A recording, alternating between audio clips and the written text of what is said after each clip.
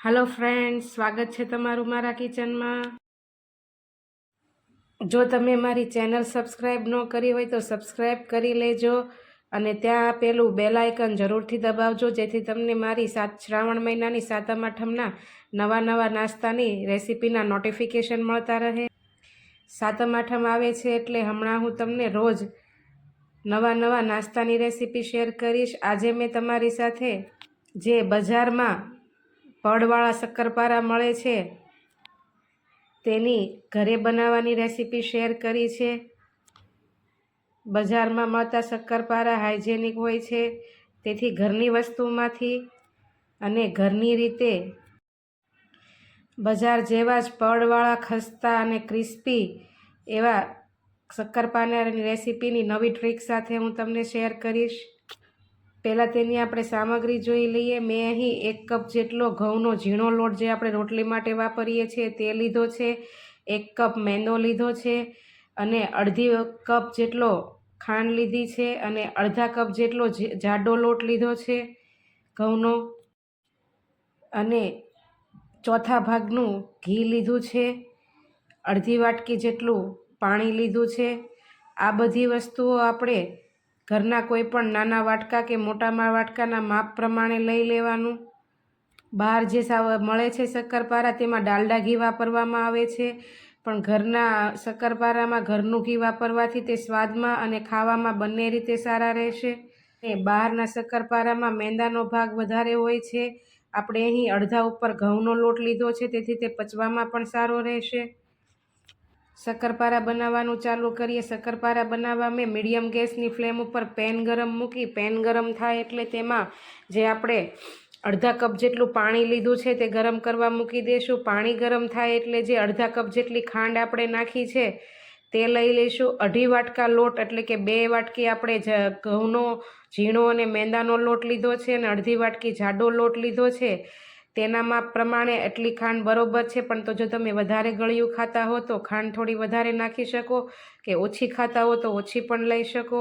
હવે ધીમે ધીમે હલાવતા રહીને પાણી જેમ ગરમ થાય તેમ આપણે ખાંડ પીગળી જશે અને પછી તેમાં બધા સ્વાદને બેલેન્સ કરવા માટે 2 ચપટી જેટલું મીઠું નાખીશું અને તે બંને બરાબર મિક્સ થઈ જાય એટલે જે આપણે ઘી લીધું છે તે નાખીશું। ઘી અહીં મેં પીગળેલું લીધું છે એટલે પીગળેલા ઘીનું માપ લેવું। જો તમારી પાસે જામેલું ઘી હોય તો થોડું ઓછું લેવું।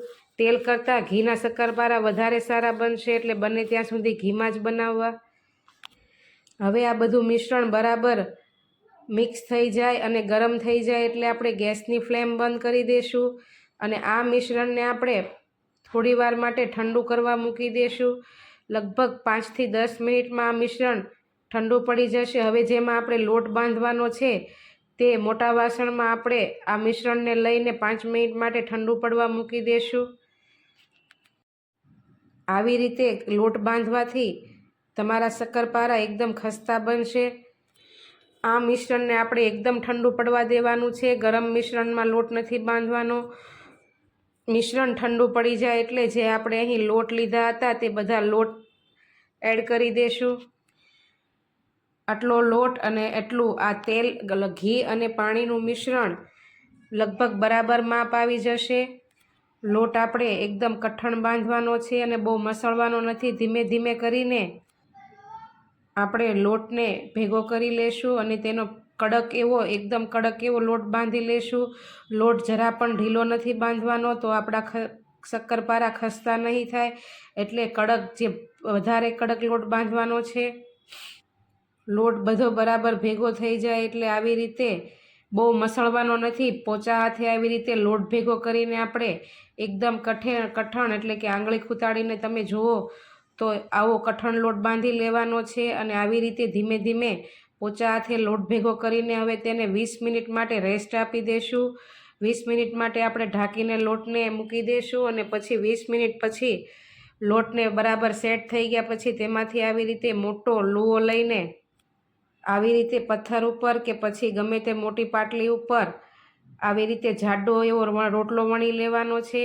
આપણે પડવાળા શક્કરપારા કરવાના છે એટલે આવી રીતે મોટો રોટલો વણીને તેને ચારે બાજુથી આવી રીતે ફોલ્ડ કરીને પેકેટ જેવું બનાવી દઈશું અને તે જ આકારમાં ચોરસ એવો બીજો મોટો રોટલો વણી લેશું।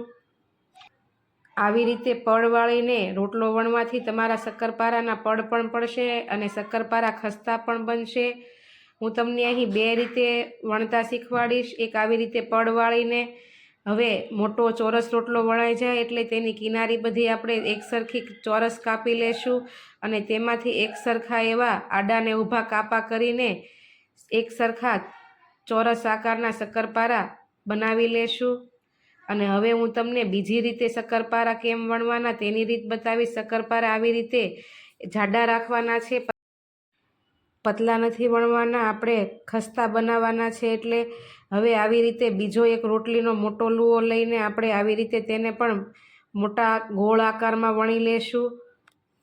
અને માપસરનો એક સરખો જાડો એવો આવો રોટલો વણાઈ જાય એટલે એક બાજથી આવી રીતે સર્કલમાં ગોળ ગોળ ફેરવીને તેને રોલ વાળી લેશું અને બંને છેડા ભેગા કરીને આવી રીતે તેનો ફરી પાછો લુઓ કરી લેશું.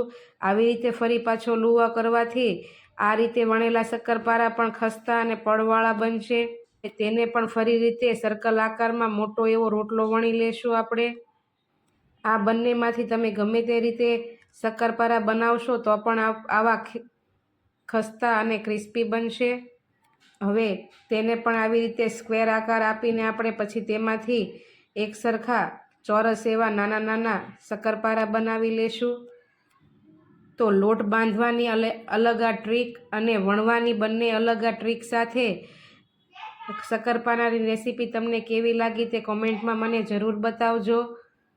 હવે બધા શક્કરપારા આવી રીતે વણાઈ જાય એટલે હવે આપણે એક પેનમાં મીડિયમ ગેસની ફ્લેમ ઉપર તેલ ગરમ કરી દઈશું અને તેલ ગરમ થાય એટલે લોટની ગોળી નાખીને જો તમે જુઓ તો ઉપર આવી જાય તો આપણું તેલ બરાબર ગરમ થઈ ગયું છે. અને તેમાં આપણે શક્કરપારા એડ કરી દઈશું. મીડિયમ ટુ લો ગેસની ફ્લેમ ઉપર આપણે શક્કરપારા તળવાના છે, ગેસની ફ્લેમ વધારવાની નથી.